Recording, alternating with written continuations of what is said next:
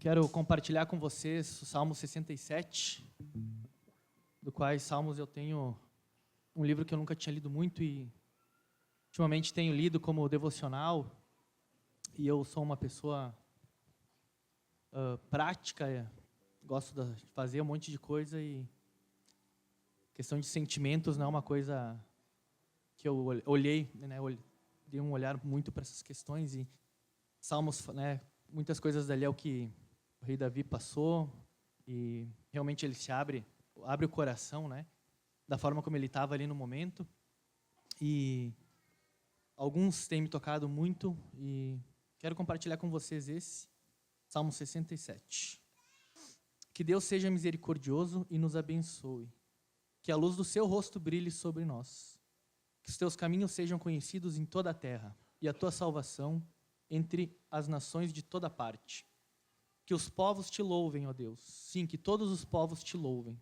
Que o mundo inteiro cante de alegria, pois governas os povos com justiça e guia as nações de toda a terra. Que os povos te louvem, ó Deus. Sim, que todos os povos te louvem. Então a terra dará suas colheitas e Deus, nosso Deus, nos abençoará ricamente. Sim, Deus nos abençoará e todos os habitantes da terra o temerão. Para que todos os povos da terra cantem e engrandeçam a Deus, eles vão olhar para aquilo que o povo dele faz, né? Então, que possamos cantar, que seja uma coisa natural no nosso meio, cantar, se alegrar e louvar a Deus. Então, começamos com essa música agora, que é Exaltai.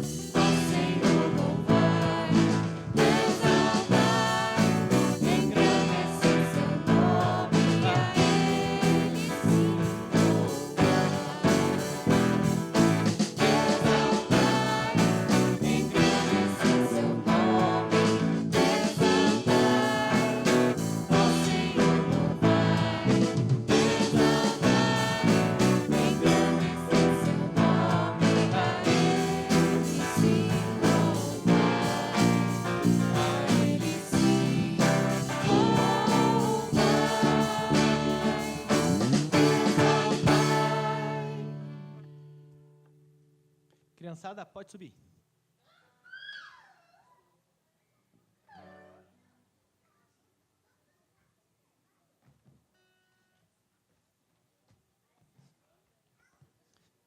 Vamos relembrar a criação desse planeta que a gente vive aqui.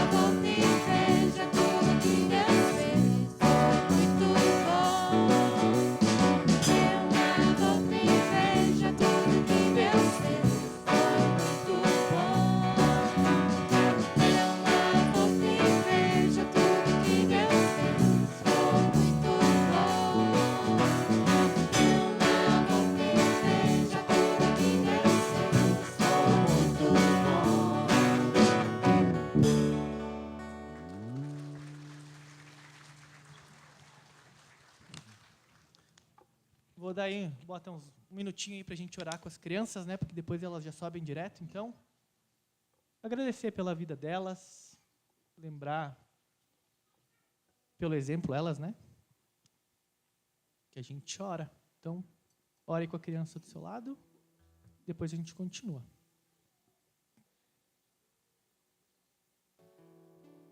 Senhor Deus e Pai, obrigado, Pai, pela vida dessas crianças. Obrigado, Deus, porque quando olhamos para elas, a gente vê muita coisa do nosso relacionamento contigo. Tu é um Deus e Pai amoroso, querendo nos ensinar tantas coisas, e nós, como criancinhas, sem entendimento e rebeldes, dizendo não para muitas bênçãos tuas, Deus, que possamos ser exemplo através da obediência a ti, Pai. Nos ajuda, nos capacita para que possamos sermos bênção, Pai, para essa geração que vem crescendo e que um dia vai nos substituir aqui para poder mostrar a tua honra e a tua glória. Amém.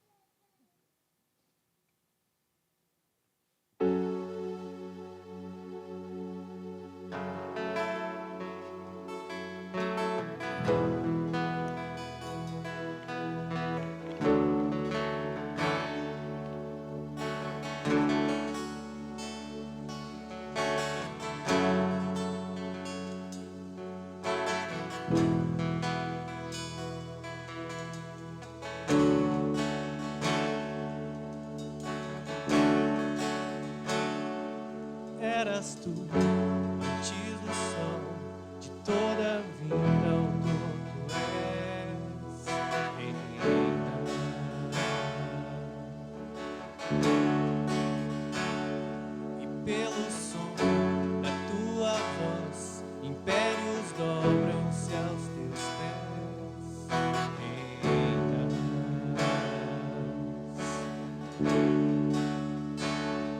fazes o mar obedecer, e em teu nome toda a terra estremecer.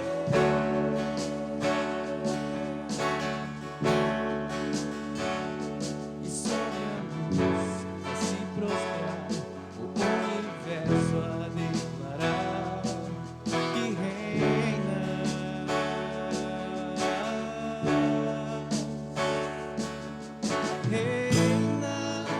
eternamente reinas, maravilhoso Salvador, Cordeiro Santo és, sobre todos reinas, eternamente reinas, és único e incomparável.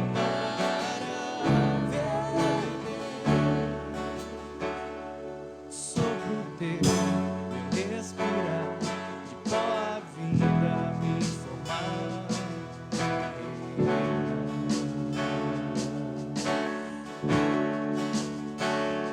Tu és o pão alimentar, a fonte eterna saciar.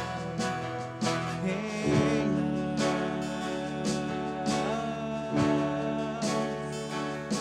tuas mãos podes curar, os pés das águas caminhar, teu sangue sara o meu pecado, teu braço forte a sustentar, os céus proclamam teu louvor, e cante ao trono do Senhor, teu povo dobra-se em temor, entoam anjos para sempre. Eternamente reinas, maravilhoso Salvador, Cordeiro Santo és,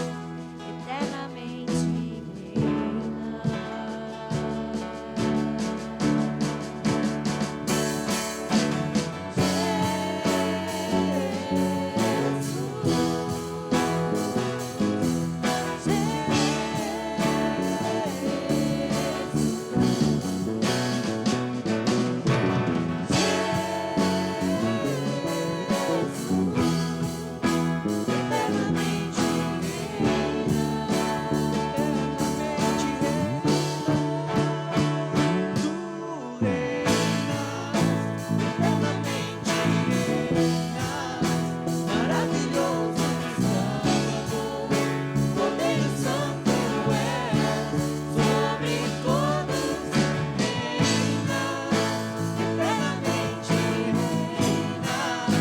és único e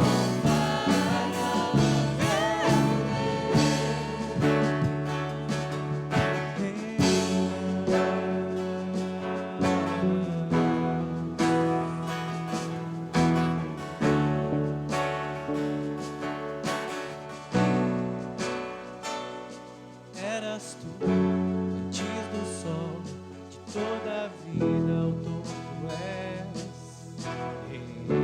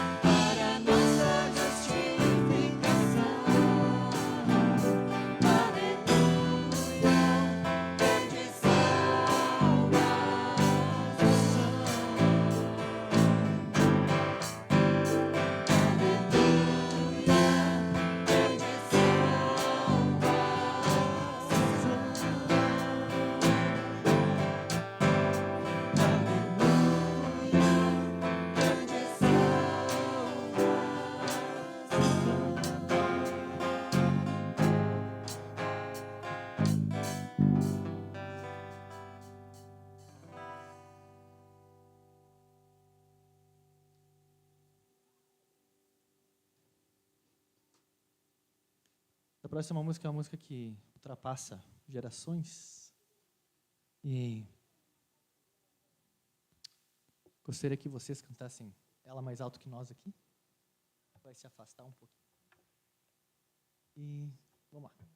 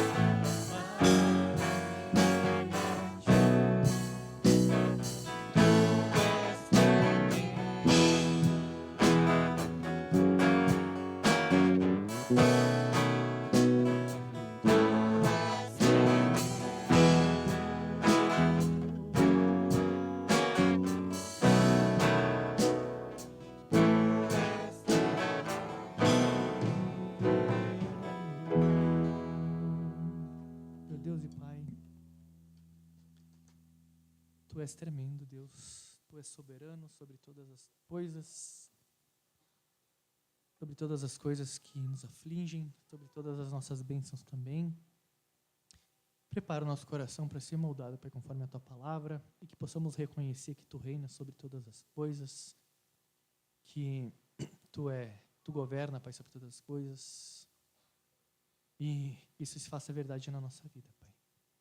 Abençoa esse tempo aqui, para que possamos, Pai, cantar lá fora, no nosso dia a dia, engrandecer Teu nome, Te louvar, e que os povos ao nosso redor, Pai, possam ver, assim como era o Teu plano, Pai, para todos os povos e todas as famílias que o Senhor usou, Deus. Que possamos ser os Teus pés, as Tuas mãos, Pai, né, no mundo de trevas, Pai. É isso que pedimos, te agradecemos. Tem misericórdia de nós, Pai. Amém. Pode sentar, gente. Bom dia. Bom dia. Tudo bem? Que bom. Muito bem, meus queridos. Nós estamos iniciando ou reiniciando uma série que será baseada na nossa confissão de fé. Alguns domingos atrás eu falei a respeito disso com vocês, inclusive prometi que vocês iriam receber isso por escrito. A promessa está mantida, certo? Só não ficou pronto ainda. Mas na semana que vem, provavelmente, a gente já vai ter isso escrito para a gente olhar com as mãos, né? Poder ler, enfim, ver cada item da confissão. Alguns domingos atrás eu falei a respeito da questão da centralidade da igreja. No domingo anterior falei a respeito da autoridade da palavra. Isso tudo são itens ali da nossa confissão de fé, da aliança. E hoje também nós vamos falar a respeito da doutrina de Deus, o Pai, né? Como nós sabemos, o nosso Deus ele é triuno, ou seja, são três pessoas que estão numa mesma essência, não são três deuses, pelo amor de Deus, certo? É um Deus só, mas que se manifesta em três pessoas, Deus Pai, Deus Filho, Deus Espírito Santo, né? E nós vamos, inclusive, andando com essa série, falar a respeito da Trindade, falar de cada uma das pessoas da Trindade, e hoje nós falaremos especificamente a respeito da doutrina de Deus, o Pai. E existem diversas confissões de fé, provavelmente você já teve contato com alguma confissão de fé. Nós temos diversos credos também, nós temos talvez o mais famoso deles, o credo dos apóstolos, né? Que não é uma coisa da Igreja Católica, muito pelo contrário, é muito anterior à Igreja Católica. Aquele credo, creio em Deus Pai Todo-Poderoso, Criador do céu e da terra, aquela coisa toda, que é o credo talvez mais completo já escrito até os nossos dias. E esse credo foi, então, atribuído aos apóstolos, os primeiros discípulos, aqueles que começaram a igreja cristã, e pela tradição se atribui a eles esse resumo da fé que nós temos e que também é usado pela Igreja Católica. Inclusive, nós temos a confissão belga, que também é muito conhecida, escrita em 1561, por um homem chamado Guido de Bresse, que foi aluno de João Calvino. E então ele também escreveu uma confissão de fé que é também usada até os nossos dias. Nós temos talvez a confissão de fé mais conhecida, que é a confissão de fé de Westminster, que é a confissão de fé adotada por praticamente todas as igrejas presbiterianas, que também foi escrita em 1647, uma confissão extensa, muito completa, onde ela vai falar a respeito de cada item da fé cristã. Essa é uma confissão de fé reformada e calvinista. Assim como a confissão de fé, também muito famosa, a confissão de fé batista, de 1689, ou a segunda confissão de Londres, né, batista, também conhecida assim, que é muito parecida com a confissão de fé de Westminster, mas com algumas diferenças. Esses irmãos batistas se reuniram para formalizar a sua fé e mudaram algumas coisas aí em relação, então, à confissão de Westminster. Por que eu estou falando sobre tudo isso?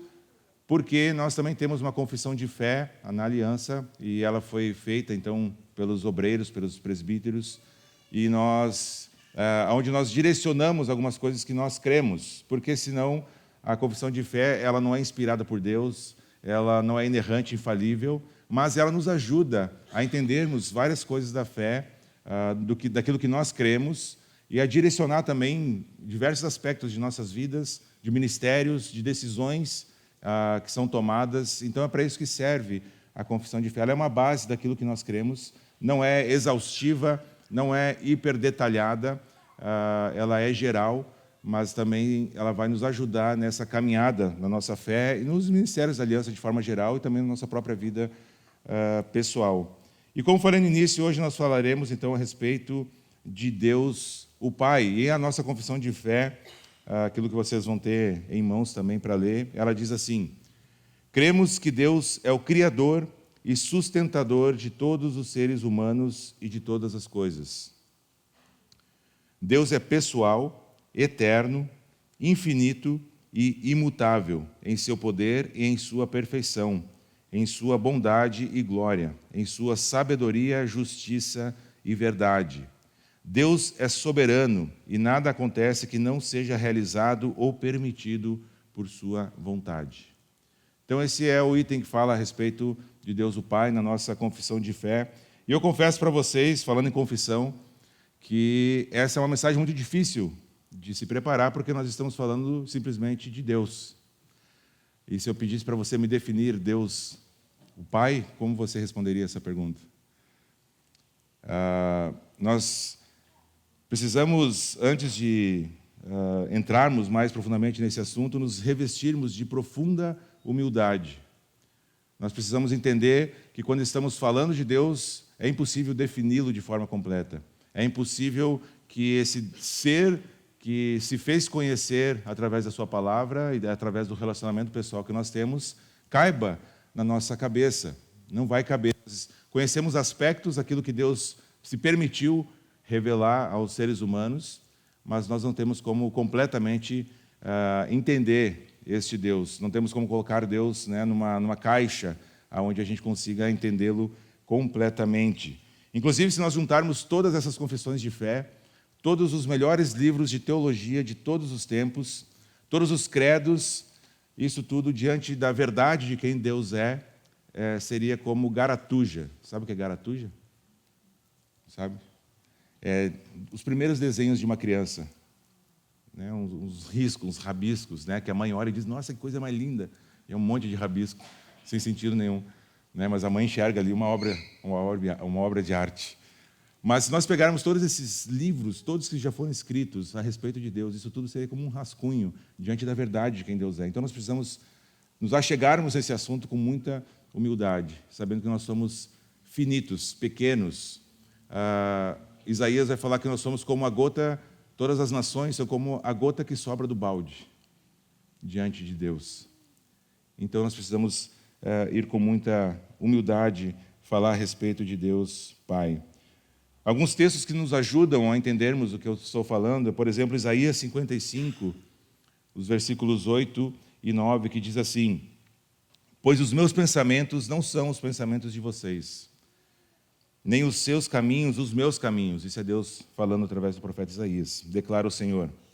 Assim como os céus são mais altos do que a terra, também os meus caminhos são mais altos do que os seus caminhos, e os meus pensamentos mais altos do que os seus pensamentos. Essa é a distância do céu e da terra, né? Deus ainda nos ajuda a enxergar essa distância, ilustra isso para a gente, né? Em Romanos 11, 33 até o 36, Paulo escreve assim: ó profundidade da riqueza, da sabedoria e do conhecimento de Deus, quão insondáveis são os seus juízos e inescrutáveis os seus caminhos. Quem conheceu a mente do Senhor? Ou quem foi o seu conselheiro? Quem primeiro lhe deu para que ele o recompense? Pois dele, por ele e para ele são todas as coisas. A ele seja a glória para sempre. Amém. Então, antes de nós entrarmos nesse assunto, eu gostaria de orar neste momento, pedindo a Deus que nos capacite, né, a minimamente entender um pouco mais a respeito dele mesmo. Vamos orar então, gente. Senhor nosso Deus, muito obrigado pelo tempo que já tivemos aqui de adoração ao Senhor. Obrigado porque temos esse tempo aqui de exposição da Tua Palavra. Conduz, Pai, esse tempo. Nos capacita, Senhor, através do Teu Espírito Santo, a entendermos aquilo que o Senhor quer falar conosco. Pai, que nós tenhamos uma postura humilde diante do Senhor, entendendo que o Senhor é tão grande, Pai, que não cabe em nossas mentes. Ao mesmo tempo, Senhor, que isso nos constranja e nos aproxime do Senhor, porque o Teu amor foi revelado na cruz, na pessoa de Cristo Jesus, Pai. E um Deus tão grande, ao mesmo tempo, é tão pessoal e tão íntimo de cada um de nós. E obrigado por isso, Pai. Nós não entendemos completamente, mas nós queremos depositar a nossa esperança, a nossa fé nas Tuas mãos. Então conduz, Pai, esse tempo aqui, nos capacita, Pai, nos ajuda a ter foco, tira de nós, Pai, as coisas que nos atrapalham e que nós estejamos focados naquilo que o Senhor quer falar com cada um aqui nessa manhã. É em Teu nome que eu oro, agradecido. Amém. Muito bem, mas obviamente que nós não podemos adentrar esse assunto sem antes nós termos a nossa rima, né? Eu sei que vocês estavam ansiosos já, e ela vai ser projetada aí, e ela diz assim: a doutrina da paternidade de Deus mostra a grandeza do seu amor. É a base da conduta, da oração e da confiança no Senhor. Certo? Então, para nós entendermos um pouco a respeito de Deus, o Pai, nós precisamos olhar para o Antigo e para o Novo Testamento. O que a Bíblia fala a respeito de Deus, o Pai. E lá no Antigo Testamento, a paternidade de Deus ela é vista principalmente no relacionamento de Deus com o seu povo escolhido, Israel. Deus escolheu um povo, e esse povo são os israelitas, e a paternidade de Deus, a ação de Deus como Pai é muito vista no seu relacionamento com este povo. Claro que a gente pode ver na criação, lá em Gênesis, né, capítulo 1, na criação do ser humano, também um aspecto de paternidade. Deus cria o homem, Deus cria a mulher, Deus celebra ali o primeiro casamento de Adão e Eva. Então, há um aspecto de paternidade, né? Essa característica de Deus, o Pai, ali também se manifestando na criação. E esse relacionamento, inclusive, é visto na comunicação de Deus com o casal, quando Deus abençoa este casal e diz para eles: olha, sejam férteis, se multipliquem. Deus estabelece ali uma bênção sobre Adão e Eva. No capítulo 3, no relato da queda, nós vemos que após Adão e Eva comerem do fruto, o que acontece ali? A sensação que o texto nos traz é de que, como Deus normalmente fazia, Adão e Eva ouvem os passos dele no jardim e ficam com medo e se escondem. Então havia um relacionamento normal, era normal as pessoas se relacionarem com Deus, no caso Adão e Eva, andarem com Deus no jardim, isso tudo antes da queda. Então há um relacionamento ali também de paternidade nesse sentido. Era normal essa comunhão entre Deus e as pessoas. E toda essa história ali da criação em Gênesis mostra já esses sinais de amor de Deus, porque inclusive, mesmo após a queda, quando Deus disciplina os seus filhos, é justamente por amar os seus filhos que Ele os disciplina. A disciplina de Deus visa o quê? A redenção do seu povo, daqueles que pecaram contra Deus. Adão e Eva são expulsos do jardim do Éden, mas Deus já promete que da descendência da mulher, viria aquele que esmagaria a cabeça da serpente. Aquilo que a gente chama de proto-evangelho. Já ali, um primeiro anúncio da obra de redenção de Cristo na cruz, ali mesmo, no ato da queda, no ato de disciplina de Deus. Ali Ele já demonstra o seu grande amor, né, pelo seu povo. E a primeira menção, então, mais explícita, né, aqui em Gênesis, ela é mais implícita, essa questão do Deus, o Pai. A expressão mais explícita da paternidade de Deus é feita em relação, então, à eleição, né, de Israel como povo de Yahvé. Então, lá em Êxodo, capítulo 4, versículos 22 e 23, nós lemos assim: depois diga ao faraó, Deus está falando, né, com Moisés, e para libertar o povo do Egito, e ele diz assim: depois diga ao faraó que assim diz o Senhor: Israel é o meu primeiro filho. Eu já lhes disse que deixe o meu filho ir para prestar-me culto, mas você não quis deixá-lo ir. Por isso, matarei o seu primeiro filho. Então, essa é a última, aquilo que a gente chama de praga, né? Mas que eu já comentei que a palavra no original, no hebraico, é maravilha de Deus. São 10 maravilhas de Deus e não 10 pragas, certo? E aqui, então, Deus faz a sua última maravilha, o seu último milagre, que é aquele onde o anjo da morte passaria e todos os primogênitos do Egito morreram. E entendem que Deus está falando assim: tu não está deixando meu filho ir. E então, a consequência disso é que o seu filho vai perecer, vai morrer. Então, a primeira expressão explícita da paternidade de Deus está vinculada ao povo de Israel. Então, essa ideia da paternidade também está muito ligada quando os profetas começam a falar com o povo a respeito dessa paternidade de Deus com o povo, né, no coletivo. Então, Deus é pai de um povo. No Antigo Testamento, essa é a ideia maior, né? Em Isaías 63, versículo 16, nós lemos assim: entretanto, tu és o nosso pai. né? O profeta está falando para Deus. Abraão não nos conhece e Israel nos ignora. Aqui nós já tínhamos uma separação entre o reino do sul e do norte. Tu, Senhor, é o nosso Pai. Então, essa expressão dizendo que, olha, tu é o nosso Pai, Pai do povo. Desde a antiguidade te chamas nosso Redentor. Então, em resumo, a nossa noção de paternidade de Deus no Antigo Testamento é muito mais voltado para esse relacionamento coletivo de Deus com um povo, certo? Esse povo eleito que Deus escolheu, e é nesse sentido mais coletivo. Deus trata esse povo com amor, com disciplina. Obviamente que isso é natural de um pai que ama o filho, né? Então, quem já teve filho pequeno, quem tem filho pequeno, sabe que uma das expressões de amor é o limite, é a disciplina, é o castigo. Isso são expressões de amor. A permissividade liberada, isso não é amor. Pelo contrário. Se eu deixar meus filhos fazerem o que eles quiserem, isso é muito o contrário do amor, né? Se eu deixar eles comerem os doces que eles querem, eles vão ficar doentes, né? Provavelmente, talvez, venham a óbito. E isso nem de longe é amor. Então, eu preciso dizer não. Eu preciso limitar. E Deus também age assim com o seu povo, né? Disciplinando o seu povo a quem Ele ama. E em tudo, então, a paternidade de Deus é vinculada fortemente a essa doutrina também da eleição. Deus escolheu o povo de Israel. Assim como nós vamos ver que no Novo Testamento, diversas vezes, nos é dito que Deus escolheu aqueles a quem Ele quis, né? Deus escolheu Israel, por quê? Não escolheu outro povo. Deus escolhe quem no Novo Testamento? Isso são mistérios que a Bíblia não nos responde. Podemos fazer conjecturas, podemos pensar por um caminho, por outro caminho, mas de fato é que a Bíblia parte do pressuposto que Deus escolhe tanto o povo quanto as pessoas do Novo Testamento. O porquê, o como, qual critério, aí é uma das coisas que nós não temos explicação. Então, essa é a ideia no Antigo Testamento, certo? Esse relacionamento de Deus com um povo é mais coletivo. E quando nós chegamos, então, no Novo Testamento, agora nós temos um novo patamar, um novo nível de relacionamento com Deus, o Pai.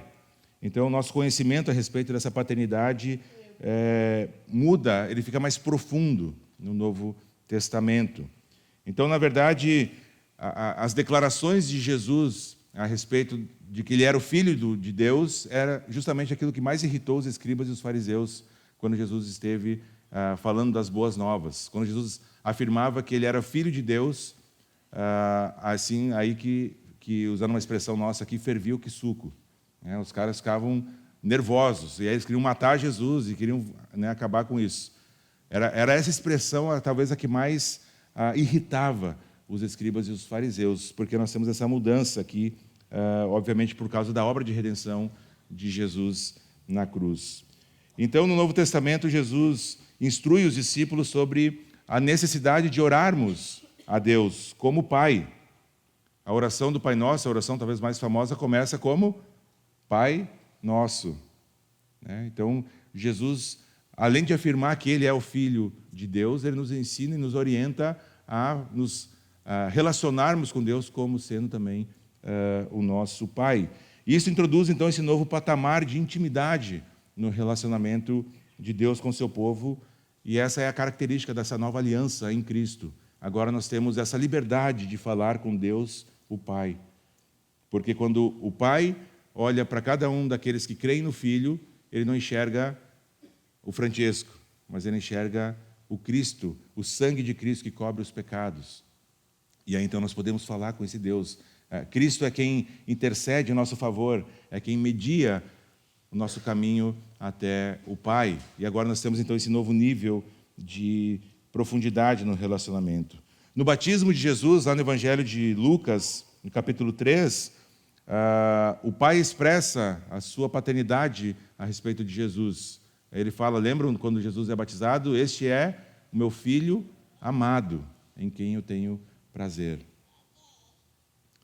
No Evangelho de João, o apóstolo revela que há uma relação especial entre o Pai e o Filho, e que ela existia desde antes de tudo, desde a eternidade. João 1:1, no princípio era o Verbo, Jesus. E o Verbo era Deus e estava com Deus. Quando nós formos falar a respeito da Trindade, a gente aí vai fundir mais ainda o coco, né? Mas aí a gente fala um pouquinho mais sobre isso, né? Era Deus, estava com Deus, né? A respeito disso tudo. O que nos interessa aqui é que há esse relacionamento de pai com o filho.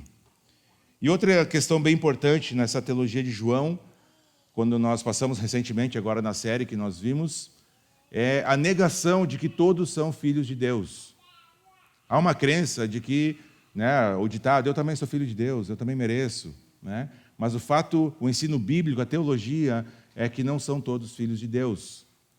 Os filhos de Deus são aqueles que se arrependem de seus pecados e que creem no Cristo, que depositam a sua fé. Esses sim são regenerados e se tornam filhos de Deus. Não são todos, são aqueles que creem no Filho. Segundo Jesus, lá no Evangelho de João, capítulo 8, versículo 44, os que rejeitam o Filho também são rejeitados pelo Pai. Aqueles que não creem no Filho são rejeitados pelo Pai, não são filhos de Deus. Então a gente precisa ter um cuidado com isso. No versículo 44 do capítulo 8, Jesus fala: vocês pertencem ao pai de vocês, o diabo, e querem realizar o desejo dele. Jesus está discutindo aqui não é com ralé. Jesus está discutindo aqui com mestres da lei, com judeus que conheciam a palavra, que conheciam a lei. E ele chama esses homens de filhos do diabo, porque eles não queriam saber do Messias. Então a ideia bíblica para os filhos de Deus é que somente aqueles que foram então regenerados é que são filhos dele. Paulo vai falar a respeito disso lá em Romanos, né, de uma forma mais extensiva, no capítulo 8, versículos 14 ao 17, que diz assim: porque todos os que são guiados pelo Espírito de Deus são filhos de Deus. Certo? Todos os que são guiados pelo Espírito de Deus são filhos de Deus. Pois vocês não receberam um espírito que os escravize para novamente temerem, mas receberam um espírito que os adota como filhos, por meio do qual clamamos Abba, Pai. Abba é uma expressão em aramaico que significa paizinho. É um jeito que um filho chama carinhosamente seu pai, Abba, Abba, Pai. O próprio Espírito, versículo 16 de Romanos 8, o próprio Espírito testemunha ao nosso espírito que somos filhos de Deus. Se somos filhos, então somos herdeiros, herdeiros de Deus e co-herdeiros com Cristo, se de fato participamos de seus sofrimentos. Há uma condição aqui, para que também participemos de sua glória. Como nós participamos do sofrimento de Cristo? É entregando aquilo que Jesus, em outras palavras, vai dizer: cada um que quer ser meu discípulo, tome sua cruz, venha após mim e siga-me. Tomar a cruz é o quê? É morrer para si mesmo, entregar a sua vida nas mãos de Deus, confiar, crer no sacrifício de Cristo, se arrepender de seus pecados, iniciar um processo de santificação na sua vida, ser regenerado. Estes são os filhos de Deus. Outra característica de Deus que nós vemos no Novo Testamento é que o Pai também é aquele que mostra o seu poder ao ressuscitar Cristo da morte. Foi o Pai quem ressuscitou Cristo da morte quando ele morreu na cruz. Uma demonstração extrema de poder sobre a morte. É o Pai quem chama Cristo de volta dos mortos. Em resumo, então, a paternidade de Deus é um elemento central da fé cristã. Nós precisamos entender, e eu fico surpreso até, porque nós não temos tantas coisas assim a respeito dessa doutrina tão importante que é a respeito de Deus, o Pai. Talvez na sua cabeça, hoje se iniciou esse processo de pensar um pouquinho mais a respeito dessas pessoas que se manifestam no Deus triuno, a respeito de Deus, o Pai. Um teólogo chamado James Packer, ele tem um livro muito bom, chamado O Conhecimento de Deus. Esse livro é meio raro, tá? Mas eu indico a leitura fortemente, né? O Conhecimento de Deus. Ele é meio difícil de achar porque ele é vendido e logo acaba, e aí fica um tempão sem aparecer para comprar o físico, né? E aí depois aparece de novo, então tem que ficar meio atento. Se você tem interesse, acho que para leitura no Kindle, né? no livro eletrônico até tem, mas o físico é mais difícil. O Conhecimento de Deus, de James Packer. Mas ele diz assim a respeito da doutrina de Deus Pai: Se quisermos saber até que ponto uma pessoa entendeu o que é cristianismo, precisamos descobrir que valor ela dá ao fato de ser filha de Deus e de ter a Deus como seu Pai. Se este pensamento não dominar e controlar as suas orações, sua adoração e toda a sua atitude perante a vida, isso quer dizer que não entendeu bem o cristianismo. Pois tudo o que Cristo ensinou, tudo aquilo que as boas novas do Novo Testamento nos traz, tudo o que é distintamente cristão, em oposição ao simples judaísmo, está englobado no conhecimento da paternidade de Deus. Pai é o nome cristão para Deus. Nós precisamos entender a importância de quando nós oramos a Deus Pai, em nome de Jesus. O que isso significa? Cada vez mais nós precisamos entender, porque isso é central na fé cristã. Muito bem, eu sei que parece bastante coisa, gente, mas nós nem arranhamos a superfície. E aí, então, eu fiz uma lista, porque nós não temos tempo aqui para esgotar esse assunto, e não teríamos nem que ficássemos aqui pelos próximos anos de nossas vidas, falando a respeito de Deus. Mas nós temos alguns aspectos da paternidade de Deus no Novo Testamento que precisam ser destacados. Primeiro, Ele é um Pai glorioso. Ele é um Pai cheio de glória. A sua glória é tão magnífica que qualquer um de nós que estivesse diante da sua glória cairia morto. Ele é um Deus, um Pai glorioso. Ele é um Deus santo. Não tem nada a ver com o pecado, é o oposto do pecado.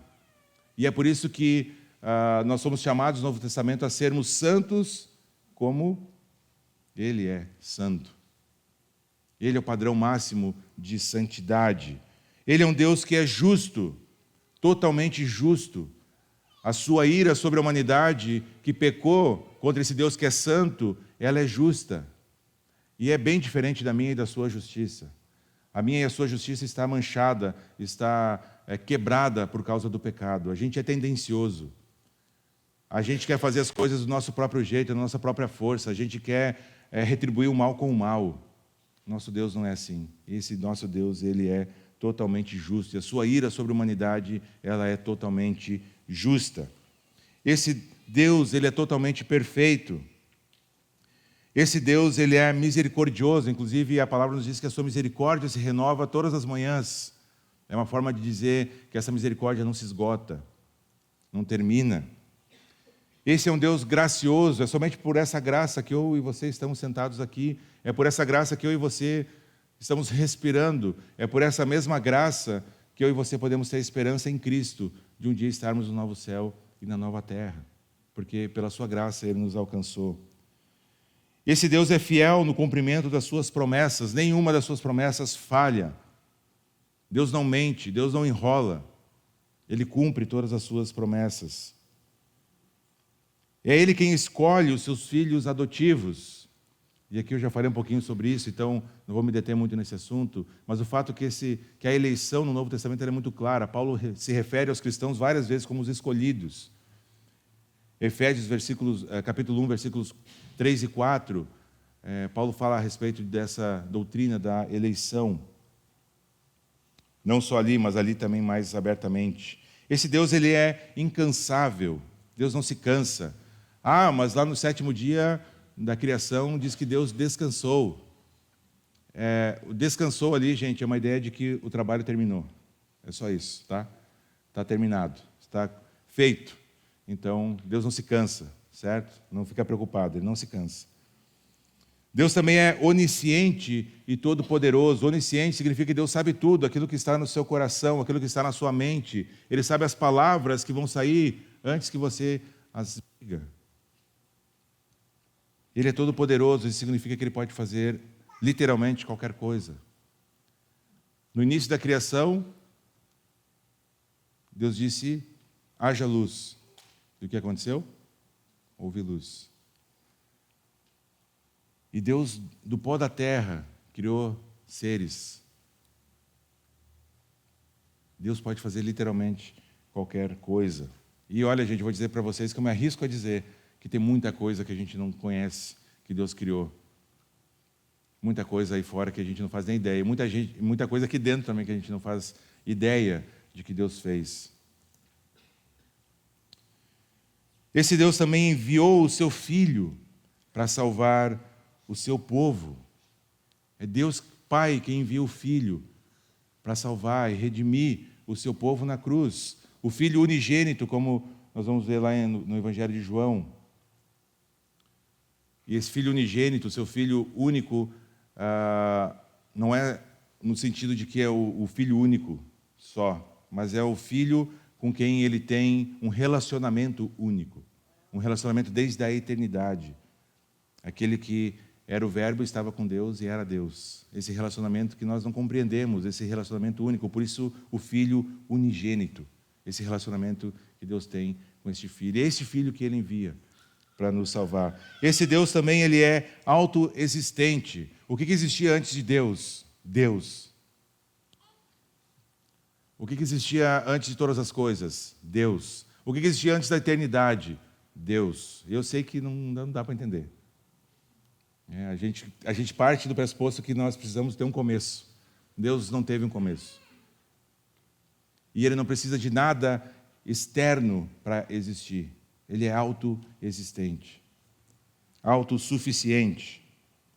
Ele é livre em seus atos. Deus decreta e a sua palavra é irresistível. Deus fala e as coisas acontecem. Deus determina e não tem como resistir a isso. Ele que se revela através do Filho.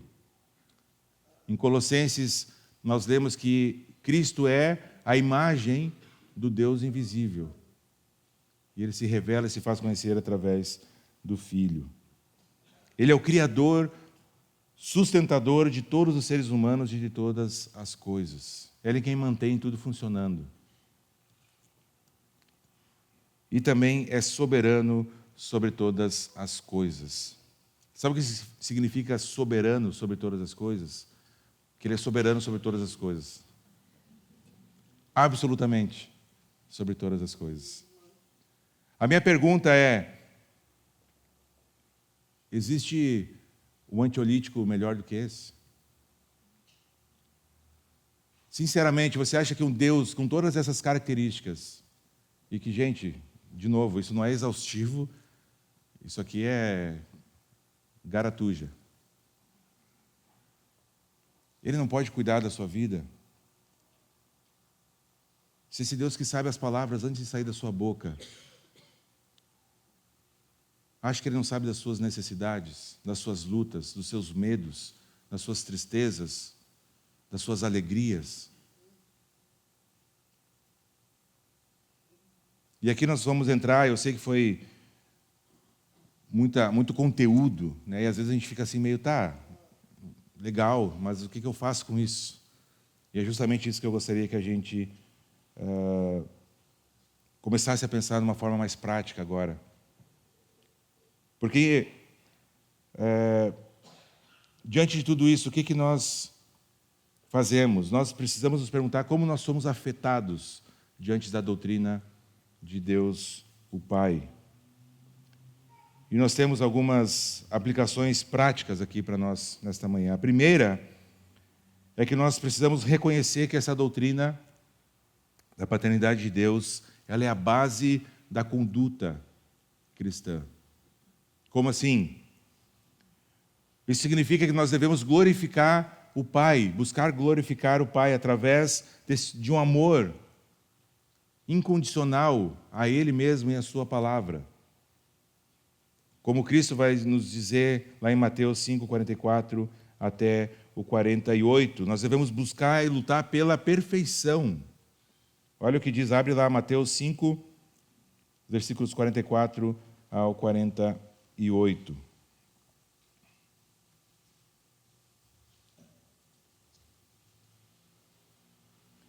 Para variar, Jesus está aqui confrontando com os mestres da lei, os fariseus. Vamos começar do 43, que a gente pega um contexto um pouquinho melhor aqui. Mateus 5, 43 até o 48. Vocês ouviram o que foi dito: ame seu próximo e odeie seu inimigo. Certo? Mas eu lhes digo, amem seus inimigos e orem por aqueles que os perseguem, para que vocês venham a ser filhos de seu Pai, que está no céu. Certo? Porque ele faz raiar o sol sobre maus e bons, e derrama chuva sobre justos e injustos. Se vocês amarem aqueles que os amam, que recompensa vocês receberão? Até os publicanos fazem isso. E se saudarem apenas os seus irmãos, o que estarão fazendo demais? Até os pagãos fazem isso. Portanto, versículo 48, sejam perfeitos, como perfeito é o Pai Celestial de vocês. Jesus está nos chamando a sermos perfeitos e estabelece o padrão, assim como é perfeito o seu Pai. Como assim? Como assim? Pergunto eu. Nós sabemos, gente, que deste lado da eternidade nós não atingiremos a perfeição. Mas é aquilo que Paulo vai desenvolver um pouquinho mais para frente. Este é o nosso alvo, sermos iguais a Jesus. Sermos perfeitos como Deus é perfeito. E todas as imperfeições que nós percebemos, nós precisamos abrir mão. Precisamos nos arrepender e precisamos crescer nessa área. Isso se chama santificação. Cada vez sermos mais parecidos com o Deus, o Pai. Então a primeira aplicação é que nós devemos olhar para esse Deus e o nosso alvo é ser como Ele. Esse é o nosso alvo como cristãos, a vida toda. Devemos agradar o Pai fazendo tudo somente para Ele, sem se aparecer para as outras pessoas, sem buscar a própria glória.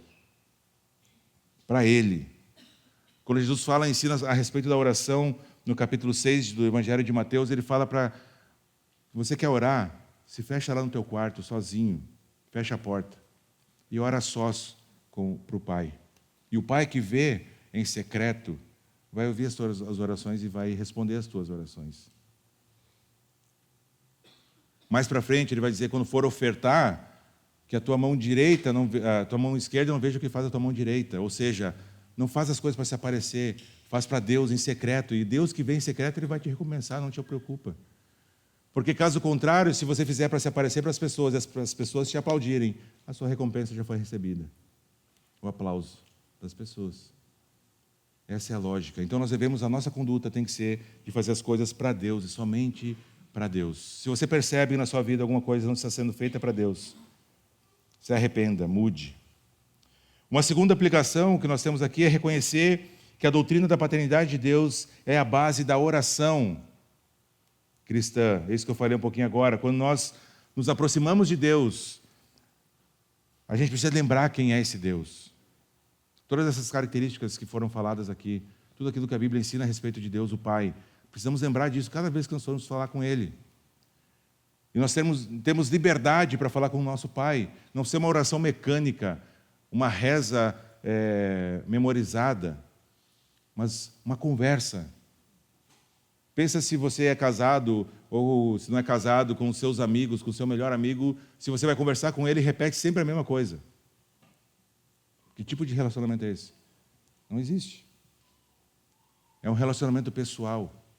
E nós temos essa liberdade para falar e pedir as coisas para Deus. E obviamente que Deus, como um pai amoroso, vai dizer não. Muitas vezes. Vai dizer não. Então não adianta a gente tentar orar para convencer Deus de alguma coisa. Não é isso a oração. A oração é uma conversa. É onde, em vez de dizer, Deus, faz a minha vontade, transforma isso, faz aquilo. Deus, faz a minha vontade ser a sua vontade. Essa deveria ser a nossa postura na oração. Porque Deus vai nos dizer não. Ele vai dizer assim, não, recebe isso aqui, que é melhor. Eu sei o que é melhor. Recebe, e aí a gente começa a virar a cara, espernear, né? Que nem criança. Com criança pequena, gente, eu percebo o quanto eu faço a mesma coisa com Deus. Não, é verdade, né, João? Não talvez exteriormente, né? Mas no coração a gente faz. A gente quer, Deus me dá, me faz. E aí Deus diz não e a gente chora. Mas a gente esquece que esse Deus, Ele é soberano, Ele é o bom pastor. Ele sabe das nossas necessidades que a gente nem sabe. Vocês lembram lá em Gênesis, rapidamente, só um parênteses. Em Gênesis, lá, antes da queda, Adão está sozinho. Deus cria todos os animais, Adão dá um nome para os animais. E o que Deus diz a respeito de Adão? Não é bom que ele esteja só. Adão não tinha a noção dessa necessidade na sua vida. Não foi Adão que disse: Deus, eu estou me sentindo tão sozinho. Será que não seria bom ter alguém aqui comigo? É Deus quem diz: não é bom que o homem esteja só. Adão nem sabia dessa necessidade. E Deus providencia a mulher para Adão. Então Deus sabe, confia. Ansiedade, gente, preocupação, é totalmente ineficaz. A ansiedade corrói a gente por dentro. O Hernandes Dias Lopes diz que a ansiedade é o estrangulamento da alma. Mas, acima de tudo, gente, a ansiedade é incredulidade. É eu não acreditar que Deus vai fazer aquilo que é melhor para mim. É eu não confiar que, embora eu não veja, Deus vai cuidar de mim. Então, a gente precisa ter muito cuidado. Eu sei da dificuldade que é, mas a gente precisa exercitar o músculo meio atrofiado da fé e confiar nesse Deus.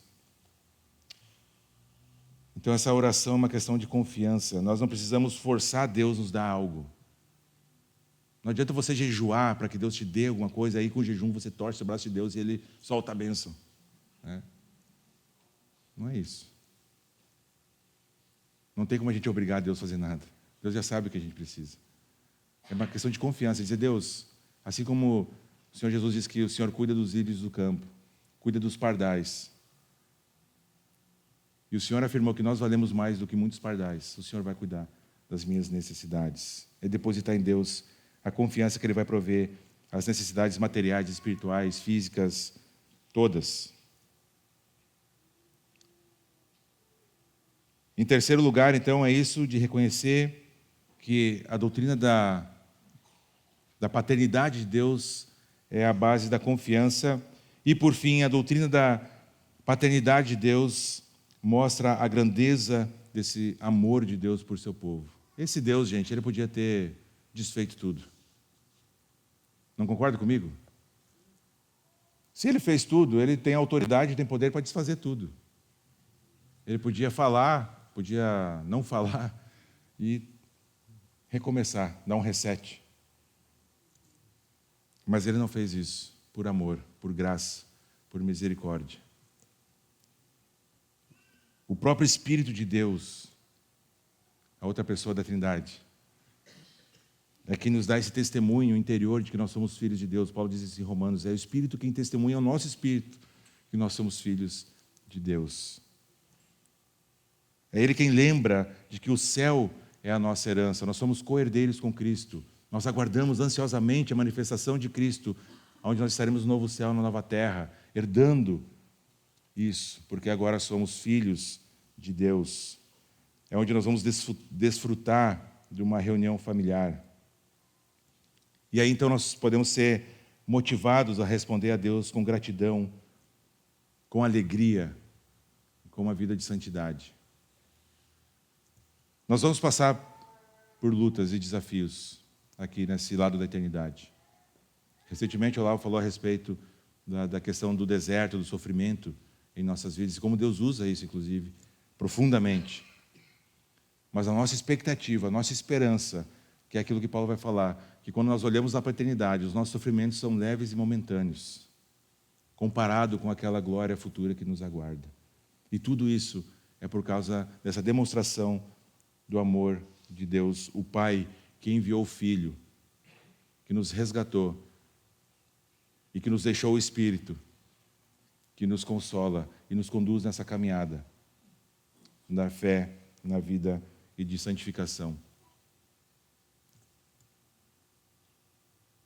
Que tudo isso, essa visão de Deus, nos encha de temor, ao mesmo tempo nos encha de alegria, ao mesmo tempo nos encha de esperança, de que um Deus tão grande assim se faz conhecido e quer se relacionar comigo e contigo. Nós não temos essa dimensão, às vezes nós perdemos, eu perco isso muito facilmente, de que esse Deus tão magnífico está disposto a nos ouvir as nossas bobagens, ouvir os nossos pedidos tudo torto, tudo errado, com paciência, a nos disciplinar quando nós erramos, nos trazer de volta amorosamente quando caímos.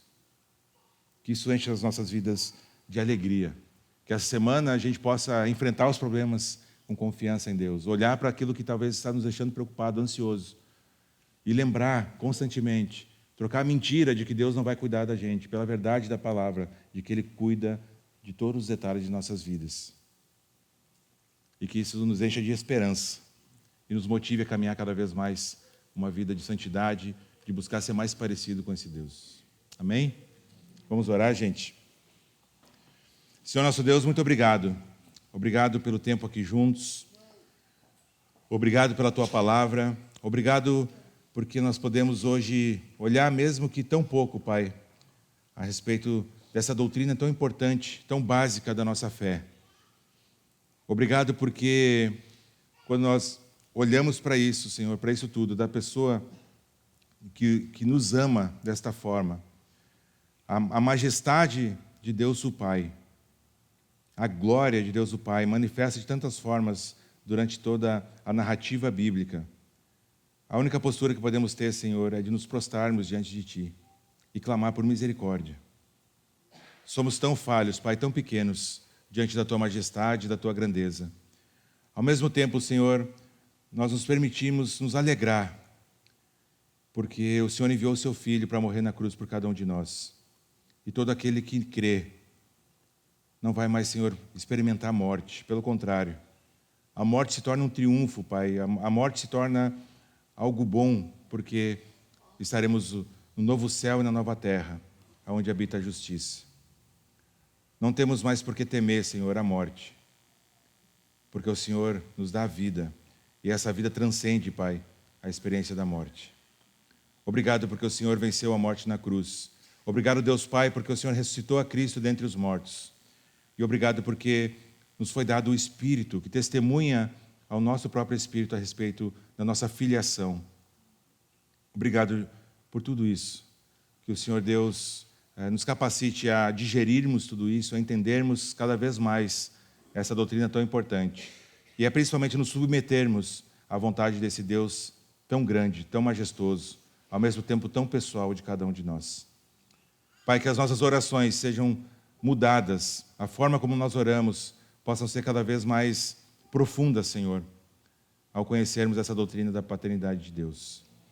Nos ajuda, Pai, a termos sabedoria em como nos comunicamos com o Senhor, quando oramos com o Senhor. Nos ajuda, Senhor, a primeiro mantermos uma vida de comunhão, de oração com o Senhor. Nos ajuda a arrependermos de nossos pecados, Pai, e a buscarmos cada vez mais sermos parecidos com o Senhor. Mas nós precisamos de Ti para isso. Precisamos da atuação do Teu Espírito Santo em nós, Pai, nos convencendo do pecado, do arrependimento e transformando o nosso caráter cada vez mais à imagem de Cristo. Abençoa, Senhor, o nosso dia, abençoa a nossa semana, conforme a Tua vontade, Pai. É em Teu nome que eu oro agradecido. Amém. Amém. Muito bem, então, meus queridos, nós ficamos por aqui. Que Deus abençoe as nossas vidas. Bom domingo e até a semana que vem, se Ele permitir.